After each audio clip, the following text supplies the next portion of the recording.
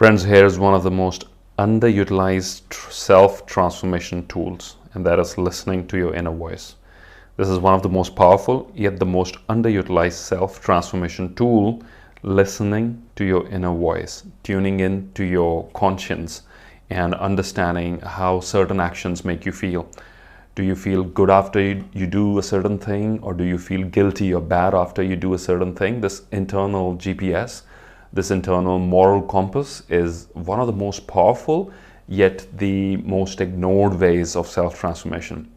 Most powerful because it is giving you a hint of what resonates with you and what your inner self does not like. Your inner self is going to reject the things that it does not like, and it is going to express that rejection through vibrations. It's going to express that rejection vibrationally.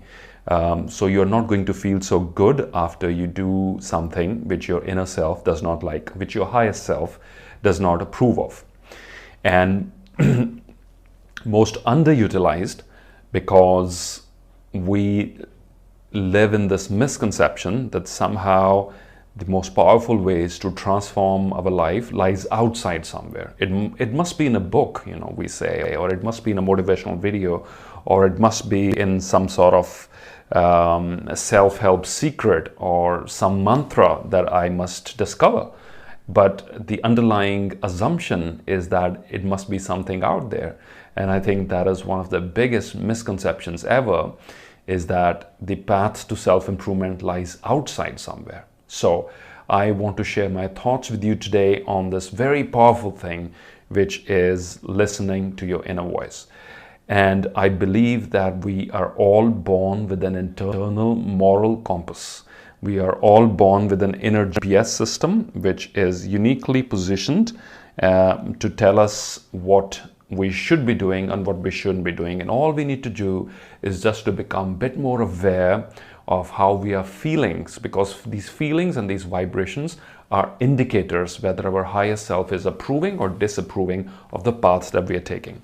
I love this quote by Shel Silverstein, and it goes something like this: there is a voice inside of you that whispers all day long. There is a voice inside of you that whispers all day long, I feel that this is right for me. I know that this is wrong.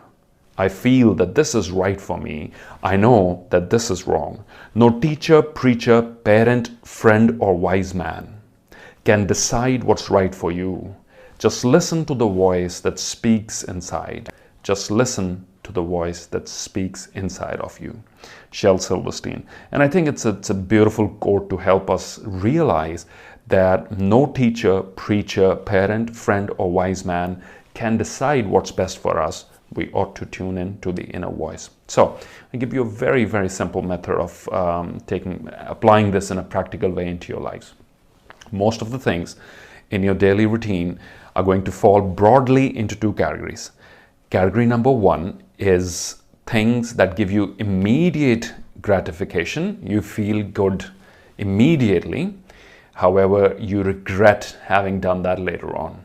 This includes, over binge eating. This includes alcohol. This includes certain things which give you, this includes pornography. This includes certain other things that we can potentially get addicted to, which are, this includes misuse and overuse of social media, obsession with the self, and things like that. These are things which give us immediate gratification. Immediate. They make us feel good. That dopamine release is there right at that moment.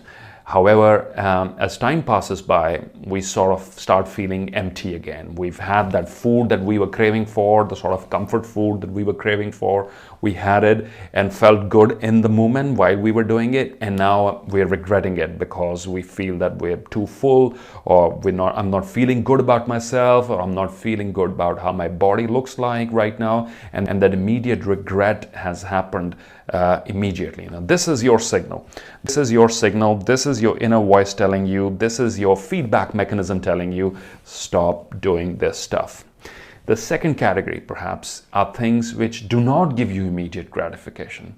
Meditation, for example, exercise, for example, watching your diet, for example, reading something, keeping a journal, gratitude, daily visualization exercises, sort of things. You might need to push yourself a little bit in order to start this stuff, because these things, they don't give you immediate gratification. In fact, you really have to fight the internal resistance to sit down and write that gratitude journal, or sit down to write that thank you note, or to sit down to visualize, sit down to meditate, or to exercise, or to watch your diet, or to plan for the meal for the week so that you're eating healthy. These things, you will not find immediate gratification. In fact, you will be actively fighting against the internal resistance, which is going to give you very good reasons why there is no point of doing all this stuff.